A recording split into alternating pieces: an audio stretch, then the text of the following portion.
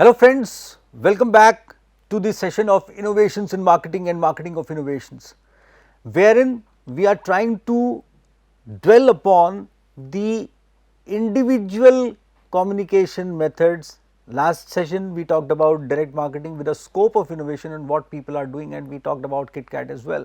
And here we are going ahead with sales promotion, public relations, and you see, as I said, that we have tried to choose the specific methods which have been traditionally having a strong and a prominent place in terms of marketing communication goes.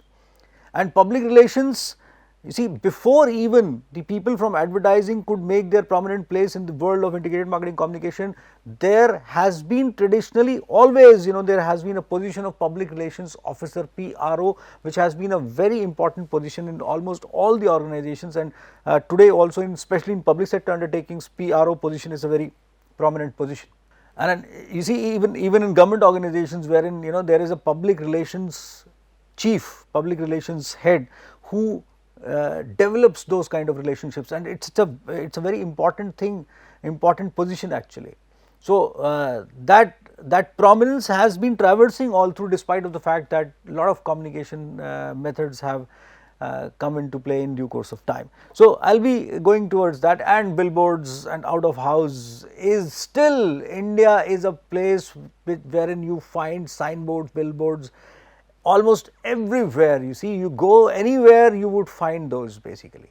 If somehow we try and count on what kind of message boards we have all over the country, I don't know what kind of a number would be there, including the boards on the shops as well. Definitely I would refer to that as also as a mode of advertising, because that also holds lots of information, lots of prominence in terms of attracting the customers goes and holding the attention of the customer goes. For example, someone is going for the first time or second time in the market, or you are new to our town, how would you recognize which shop is holding what? Boards, they definitely come on as far as the situation goes. Wall paintings, oh, you go to any highway, you go to any petrol pump, you go to any gas station, you go to any setup which is besides highway, and you would find so many wall paintings everywhere. You go to any village, basically walls of the houses, they have been painted with the different kinds of products to gain attention basically. Roofs of the houses have been painted near to the airport, so that as soon as the aeroplane takes up, you look down and you find so much on the roofs basically. You see, people have come a long way in terms of utilizing the spaces, utilizing the places, and innovatively utilizing the places go. As I mentioned last time, I could see a car on a billboard, and nothing else has to be said in terms of that. So I would be touching upon these kind of things briefly to build up the scope for innovation in especially these. Sales promotion, is a key ingredient in marketing campaigns, as we have always been seeing. It consists of collection of incentive tools. You see, it has traditionally been used for incentivizing the customers, mostly short term incentives designed to stimulate quicker or greater purchase or a particular products or services by consumers or the trade. Whereas advertising offers a reason to buy, sales promotion offers an incentive to buy. Sales promotion is often classified into consumer sales promotion and trade sales promotion. Here, a food for thought for you. Can we add a perspective to the traditional definitions of these methods of communication? That would also be innovative if marketers start thinking that way. For example, if this definition says that sales promotion, a key ingredient in marketing campaigns, consists of a collection of incentive tools, can we be thinking in terms of beyond incentivization? Can we do that? Can we somehow use it as a method through which the customer loyalty can be gained straight away beyond incentivization?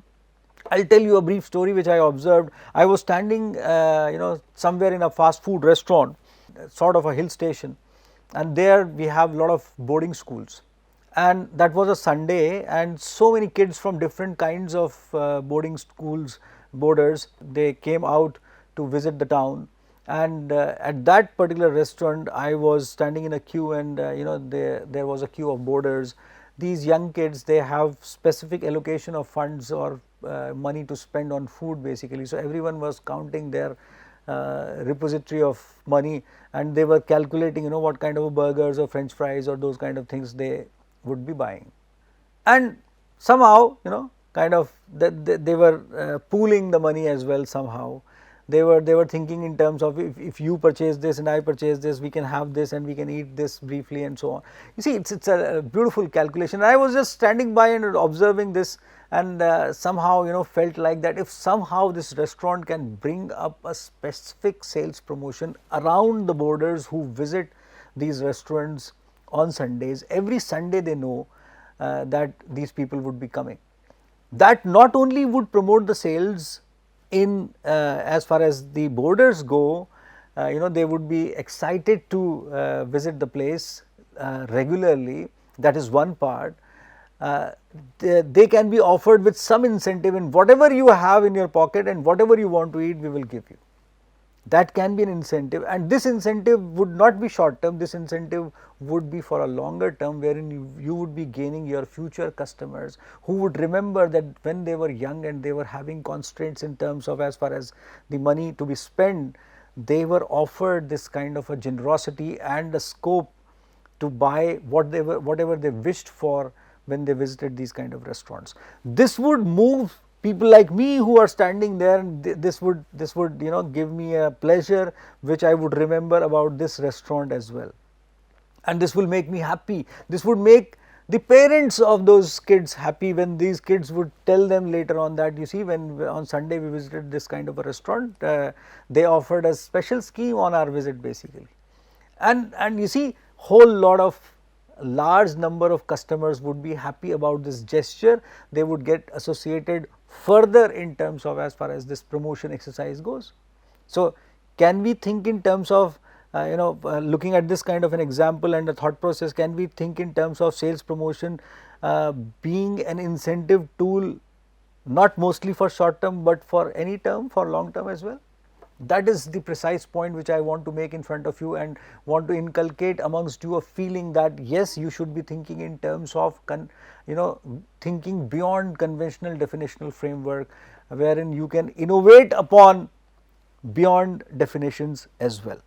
So, here comes the major tools used in consumer sales promotion, which can be samples. And can we offer some samples about the products which these kids may purchase next time as well? Can we introduce an ice cream which is to be introduced next time, so that they look forward to go to that restaurant for specifically for that ice cream? Some coupons, can we offer these kind of coupons to the kids, because we know that they won't be able to spend lot of money. So, if they collect coupons, they would have some additional thing to be spent through these coupons. Can we do that? Cash refund offers are there, prize packs are there, patronage awards are there, and this patronage has to be developed first of all before we reward the patronage. Prizes and contests are there. Kids are so much into competitions. Can we organize beautiful contests and competitions for them? Can we bring in, definitely these restaurants are there, chains are doing that, but can we organize special parties during those lunch hours when kids are regularly visiting our place?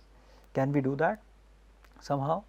Can we bring in some music for them? Can we can we go beyond a certain stage when kids are visiting on, for example, the last Sunday before they are going for vacations to their homes? Can we arrange for their parents to come 2 days earlier on that particular Sunday and meeting their kids in the restaurant surprisingly? Can we do that? This is what sales promotion, these kind of things come under the scope of innovation, where we can be sensitively innovative in terms of promoting our products and our actions altogether. It has to be thought about by someone, and especially you, if you are looking into the scope of being entering into the world of mesmerizing world of marketing someday. Frequency programs definitely are there. So, but how to raise the frequency level is innovative actually. Premiums are there, free trials are there, as I said, product warranties are there, points of purchase, displays and promotions are there.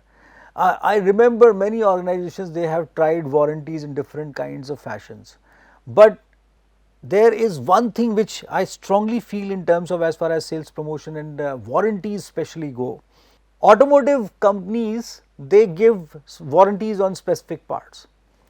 automotive companies, they have sort of, in today's circumstances, automotive companies, they believe that there is a market feedback that customers would like to change their vehicles within this kind of a span because of some norms, because of some pollution norms, because of the customer choices, because of the customer perspective around changing the vehicles and so on, because the durability the product has within a particular kind of a sphere.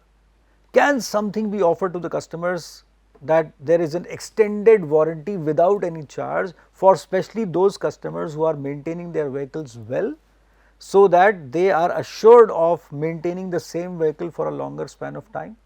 There are several parts which require those kind of warranties, and then that can be done. You see, it is not the matter of retaining few hundred customers, it is a matter of generating a perspective around the product in terms of customer loyalty, how innovative we can be. All these tools are definitionally being used for promoting the sales. Can we use these tools, and can we be innovative enough to use these tools in terms of retaining the customers for a longer span of time? And that is a major kind of a question as far as the situation goes. And trade sales promotions are also there, trade shows, conventions, sales contests, specialty advertising and so on. Can we be innovative enough in terms of, as far as, for example, book related trade shows? And this is my favorite example. I have been using examples of books and those kind of things almost everywhere. You see, there are reading sessions going on, there are several kinds of things going on as far as the whole scenario goes. Can we be further innovative in terms of, as far as you see, when I look at the sales of the books to the customers, and you have to go to the trade shows wherein lot many futuristic books and bulk orders can be placed also, and can we educate the traders in terms of what kind of book promotions they can do amongst their customers through innovative methods? This can be an innovation, bringing in more people to this kind of a trade, not only on the basis of the margins they would earn, but on the basis of the consistency of the sales and the satisfaction they would earn through entering into such kind of a business. Selling books is a very smooth kind of a business basically. It's, people who want to read come to your shops basically, and those are generally seekers basically. So, interacting with seekers all through your lives is a wonderful kind of an experience, but have we tried to develop these kind of our partners in terms of, as far as the whole scenario goes? That is where the innovation stands in.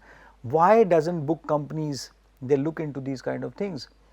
And then many a times, you see, whenever you publish a book today, the publisher tells you a basic line that these many number of copies if sold, we are at par, and any things which is sold beyond would be earning for you and for me as well. Largely marketing efforts are done by some and not done by many. Library sales are being emphasized, but are we developing readership? I personally feel that for developing readership by the sales teams of the book publishers or their partners, we have to develop a readership habit or a readership perspective amongst the sales partners and the sales teams as well. How can be done? There are several innovative ways which we can deliberate upon, and that is what we have to find out. Can we have some courses, college based courses or school based courses for people to get associated with book sales and future book promotions in due course of time? Can we be innovative enough to do that? Have publishers been contacting schools for that, to introduce some modules there? Have they been contacting colleges to introduce some modules there? It is a loud thinking.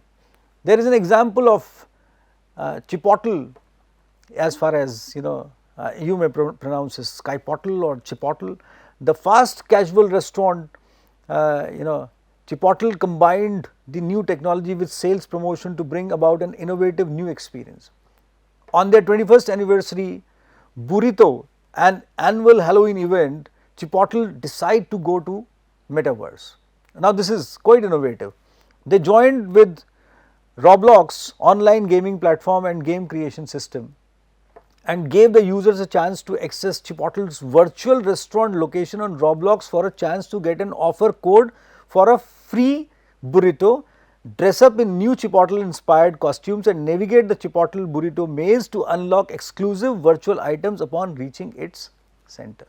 They are using virtual reality and those kind of things for as far as attracting customers goes, and they have they got associated with two of the organizations to do that, or two-stage association to do that, and that is a thoughtful process wherein AI and these kind of tools they are the virtual reality tools are coming into play.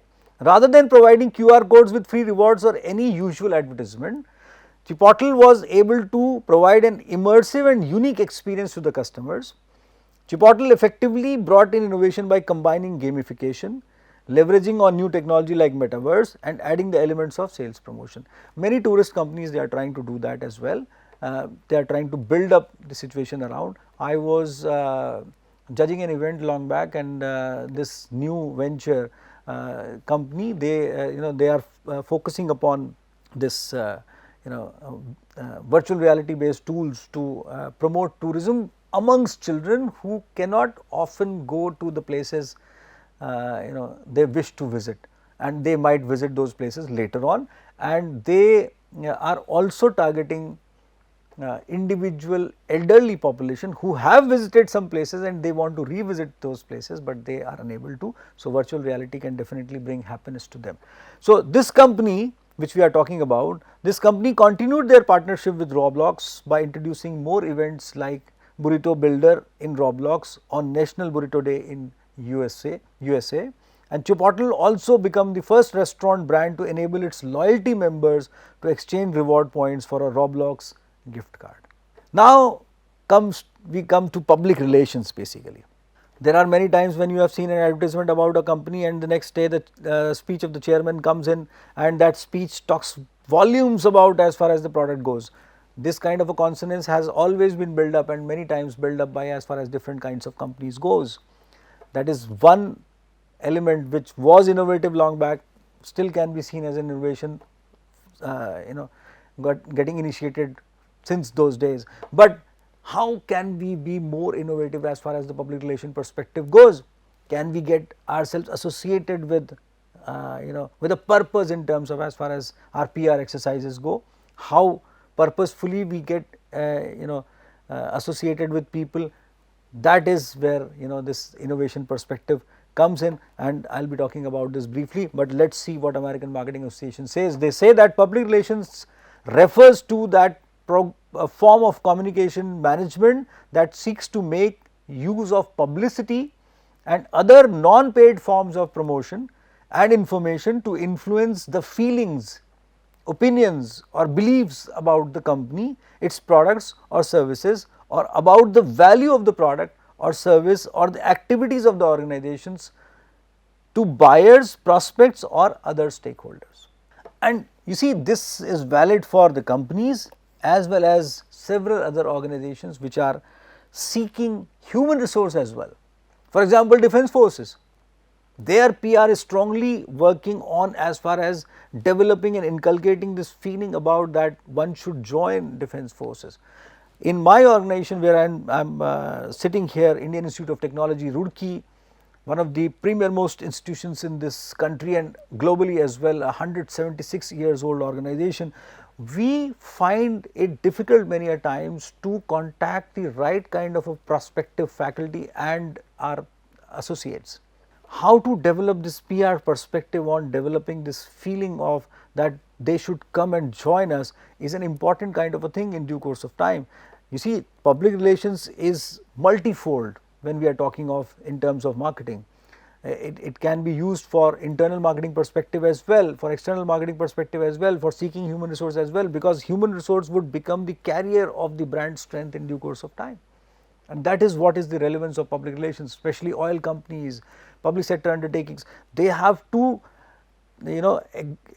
express their strong image amongst the people, which cannot be done so easily through advertising and other modes basically. They specifically have to resort to as far as public relation exercises go. Press relations, for example, what can be the reason for people to stick with as far as the press goes, or to bring up some news item? What have they been doing so special that they should be in the media, in the news? And that is where press relations as well as creating something which is relevant for as far as the media goes, the news goes, comes into being.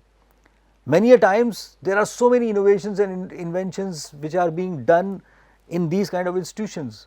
We have developed so many products here and so many patents are being filed. Internal communication letter tells us that this kind of a patent has been filed. If somehow I wonder that these kind of organizations would have a public relations department which emphasizingly projects those patents, then definitely the technology transfer process would have been very smooth.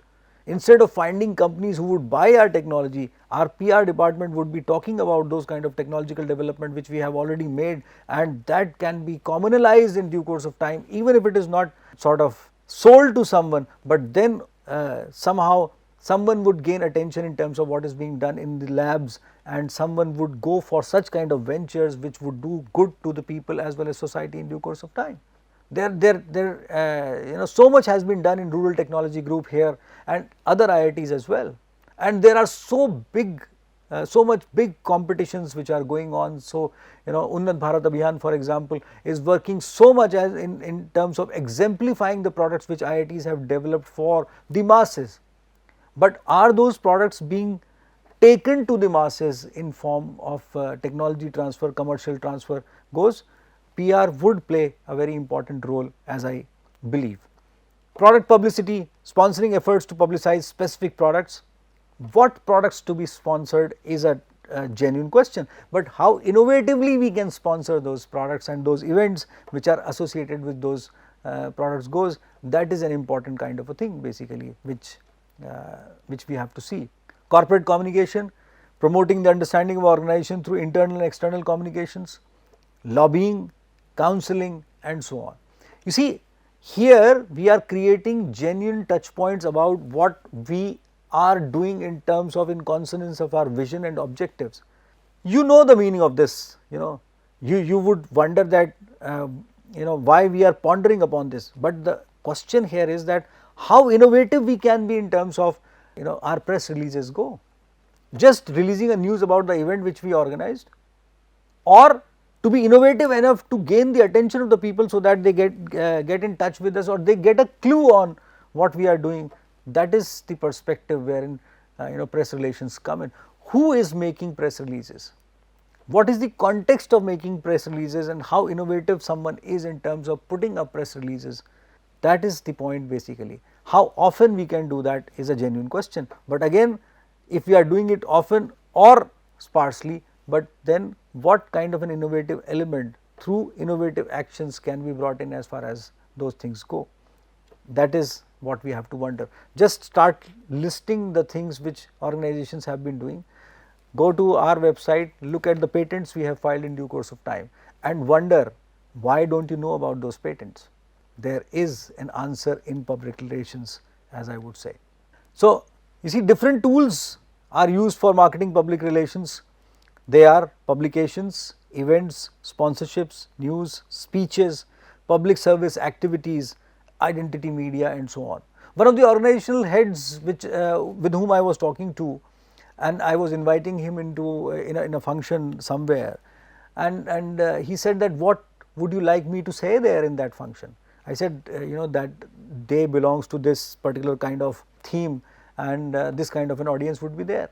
But a very genuine and important question which he asked me was, what you want me to say to that audience apart from the day and the event? That would be a genuine kind of a statement which I would be giving, but what would you like me to promote? Because whatever I would say, I have been taken as a celebrity, whatever I would say would create a buzzword amongst people in in that sphere. So that is an important thing which, as far as the public relations perspective goes, and that is where the importance of speech comes in. Whatever the the celebrity would say would create a word. With changes happening around the globe, there is a need for innovation in public relations. This stems from different reasons, including the rise of technology and AI, need for diversity and inclusion, economic turbulence, lack of trust and cultivating social responsibility. Consumer preferences have changed due to many of these reasons, and there is a need for innovation in PR for organizations to stay relevant. Patagonia, the outdoor clothing company, is famous for their environmental advocacy and strong values, and look at this. The brand stay committed to reduce its impact on environment through every aspect of organizational working. In 2011, Patagonia launched "Don't Buy This Jacket" campaign. Does someone says about this about their product? Usually not. So, "Don't Buy This Jacket" campaign by featuring a full page ad in the New York Times, and the ad showed a picture of one of the best selling jacket of the company along with the headline "Don't Buy This Jacket." Best selling jacket with a statement "Don't Buy This Jacket." Through the campaign, the company went on to explain about the impact that the production of the jacket have on the environment and encourage them to think twice before making a new purchase. You see, that gained a lot of attention as far as and response from the customers go. A growing rise in censorships and bans on books around the world led Penguin Random House to come up with a very innovative and thought-provoking PR idea, and that is where public relations come in. The publishing house along with the auction house Sotheby's decided to create and auction a special edition of Margaret Atwood's novel The Handmaid's Tale, and we have taken it from the reference which is given at the base of the slide. The special edition book was printed and bound using fireproof material and was completely unburnable. It is a statement. It is designed to protect the vital story and stand as a powerful symbol against censorship as they conceived.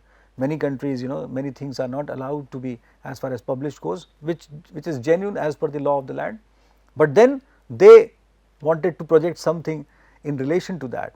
The Handmaid's Tale was selected because the book already have gone through multiple bans across decades since its first release. All the proceeding from the auction was donated to PEN America, a non-profit that works for protection of free expression through advancement of literature and human rights, and the book was sold at the auction for $130,000. You see, again a very important kind of a public relations exercise. And let us talk about McDonald's, and I started with McDonald's and I am going for McDonald's. To showcase diversity and importance of inclusion, McDonald's launched "We Hire People" campaign. In the campaign, the company introduces different types of people who come from different cultural, ethnic, educational, age backgrounds. McDonald's in the campaign told that they do not hire any particular individual, but rather they hire people. Through the campaign, the company gave the message that they do not discriminate people based on the background and will hire anyone. And you see, these are PR exercises. Public relations is so much integrated into the system, and we can be so innovative as far as the PR exercises go.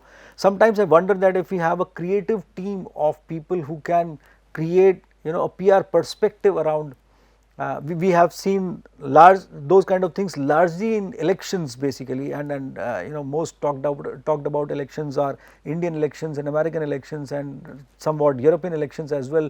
Recently we saw British election and so on, but PR, how PR strongly makes a statement in terms of gaining the attention of people goes, we see in elections. But can we see similar kind of a models in different kinds of organizations and products? Try and think about an election campaign and the role of the PR in that election campaign. Try and use some lessons from there. Try to put those lessons in some of the products which you desire for to come nearer to you, or you want to know more about those kind of organizations. Try to put those exercises with those kind of products and organizations. Try and see what happens. Can we be innovative enough to utilize similar kinds of models, or can we go beyond that innovation of utilizing similar models and going for some advanced innovation in terms of products and the organizations of our choices, especially your colleges, your institutions and the schools you belong to. And I leave you with this thought, would be joining you back with an insight on television advertising, radio and print media next time. Till then, goodbye.